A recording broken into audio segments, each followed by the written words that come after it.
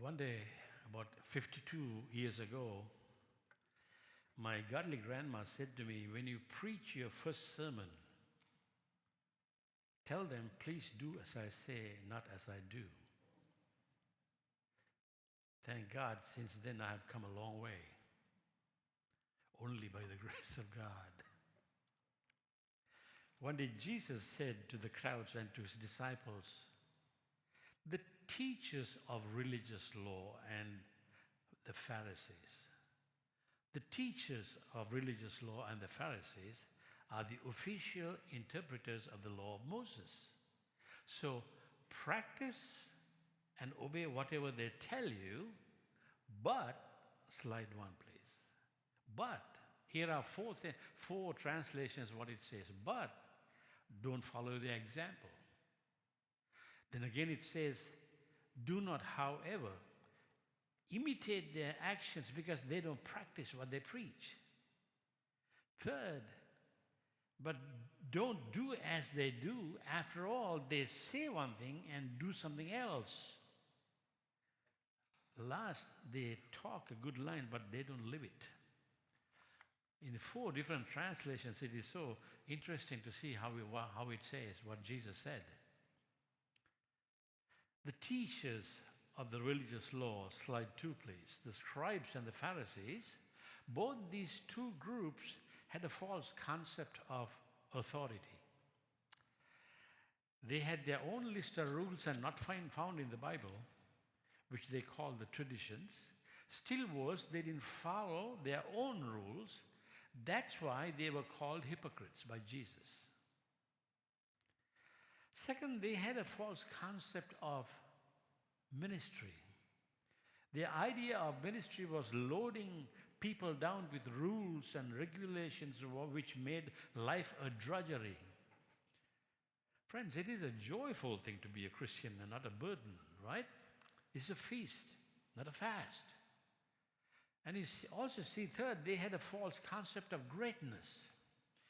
They loved feeling superior and keeping their people beaten down. One word that describes all this behavior is bragging. Bragging rights, everybody wants them. Whether it's the biggest house, the fanciest car, or the most impressive wardrobe, the most well-behaved children, everyone wants to be top dog in some area of life. True?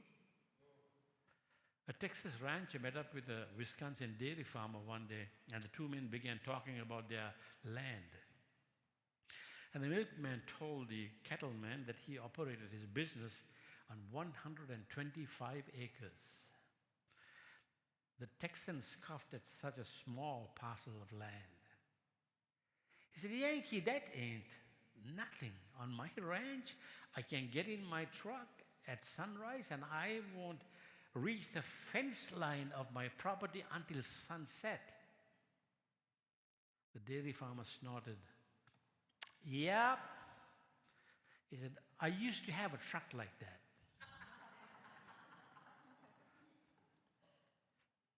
These teachers of law, scribes, Pharisees, they wanted to be looked at and treated as though they were a step closer to God than anyone else. They thought they were so important to people and to God that they were going to be first in God's kingdom.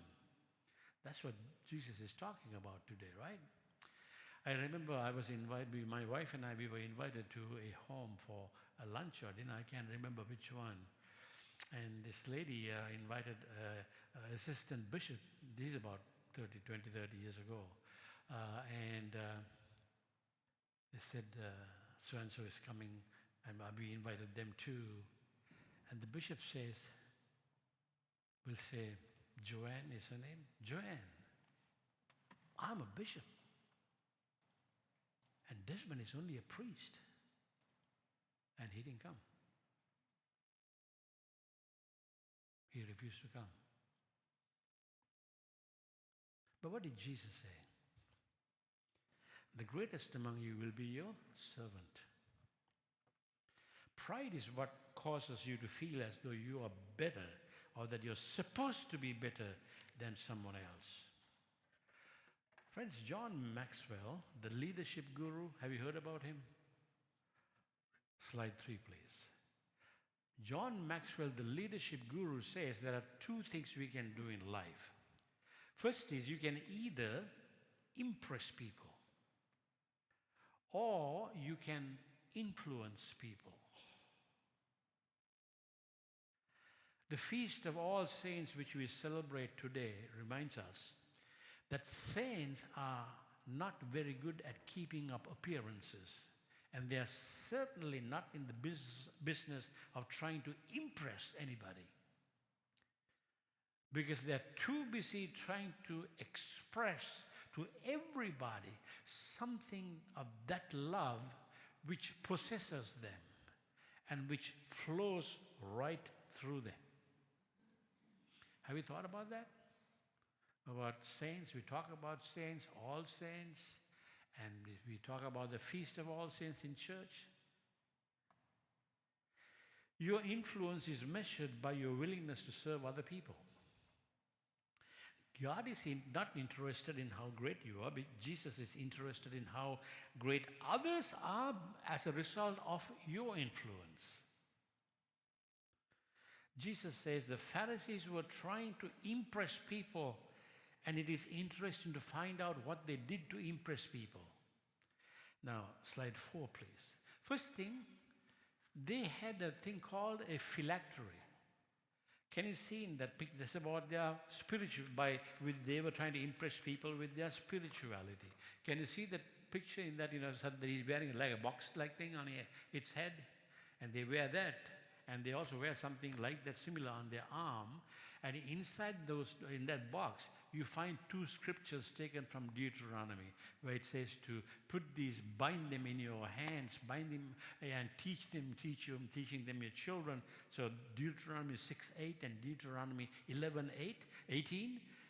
And so what do? To show off, they made their phylacteries bigger and bigger, like they were more spiritual, to impress people how spiritual they are. They had long fringes, clothes.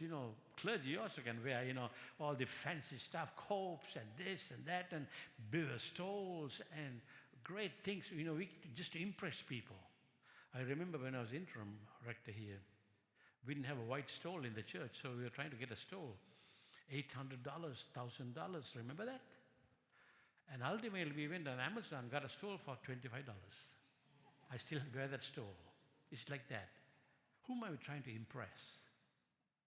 So they were trying with their spirituality, with their clothes, and they looked for places of honor, that is prestige.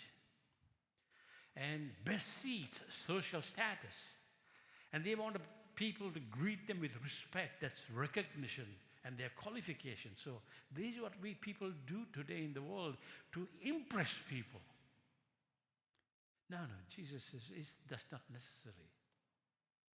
It's your influence that matters.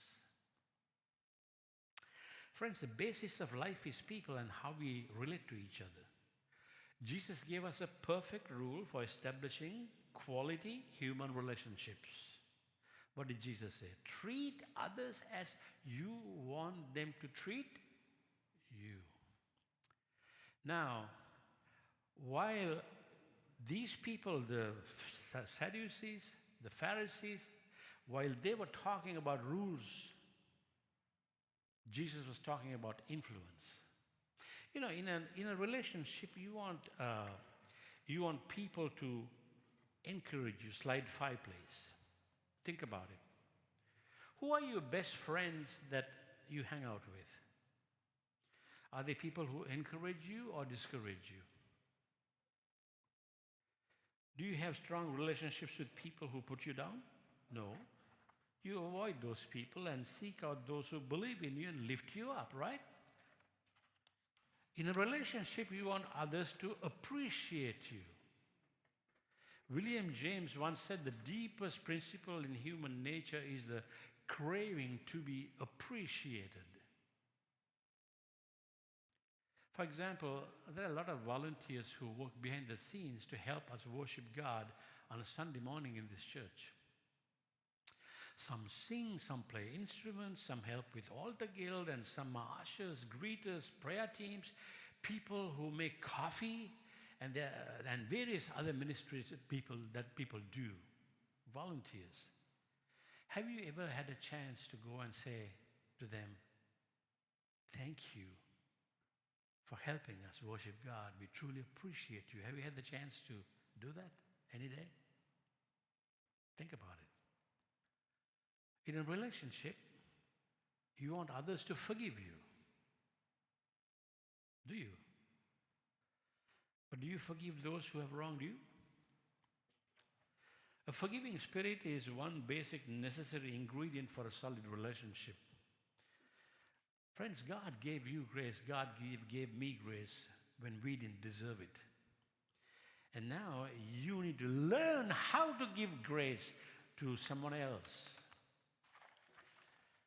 And apologize. We apologize to people, don't we? Apologizing does not always mean that you're always wrong and the other person is always right. No, it just means that you value your relationship more than your ego.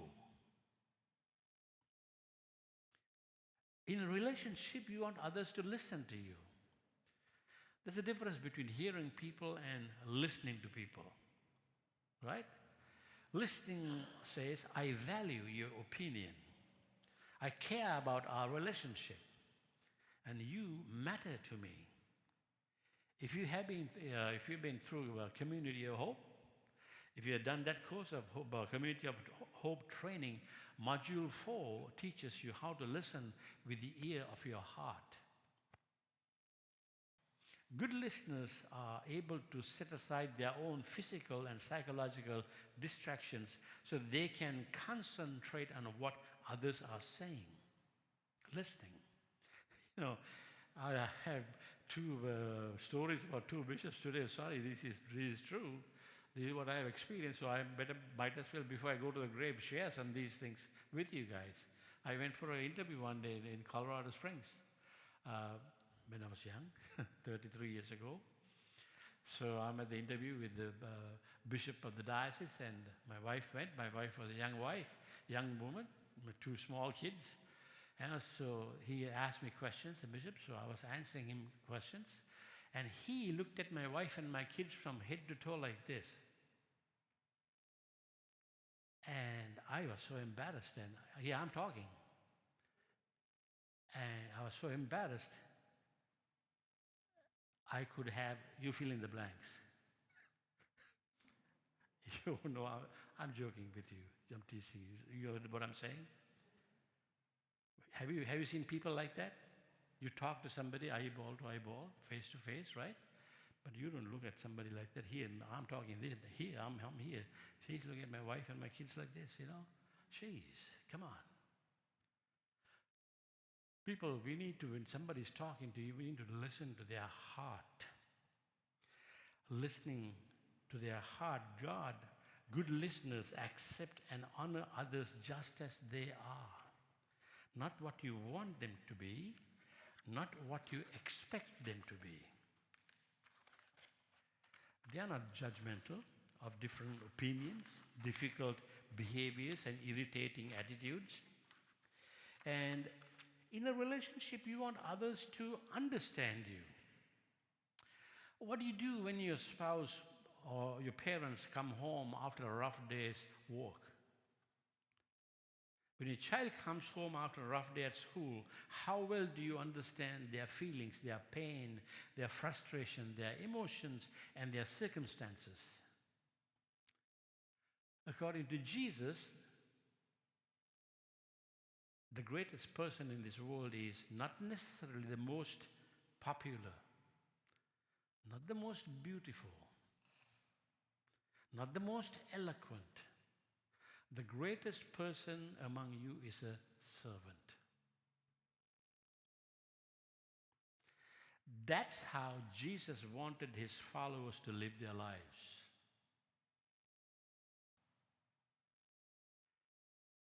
Today's gospel text describes 4 characteristics of a Christian who is willing to walk the talk. Slide 6, please.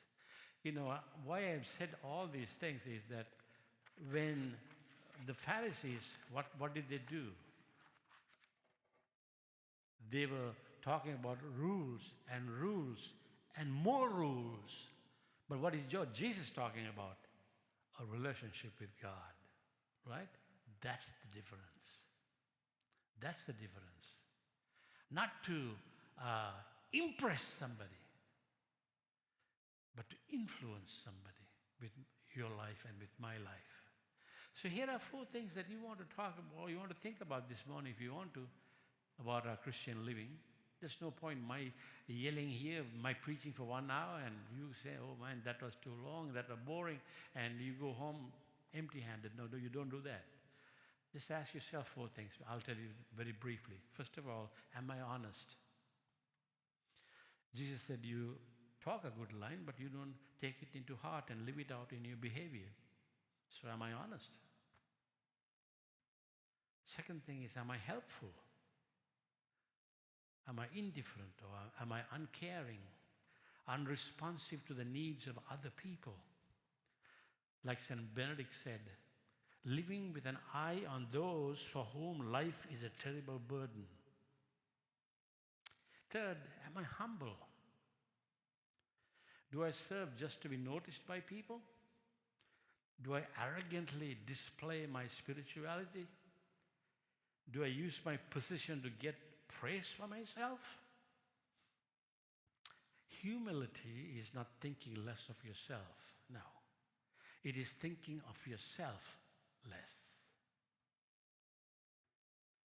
The last thing is, am I hypocritical? Do you get tired of people who say one thing and live something that's completely the opposite? Have you met people like that? A hypocrite is someone pretending to be who he or she is really not. One who hides behind a mask. So I'll ask myself, am I wearing a mask? What sort of a person am I before God this morning? In short, as a Christian, as a believer, as a priest of God, as a human being, as a disciple of Jesus Christ, am I walking my talk? Simple as that. Am I walking my talk?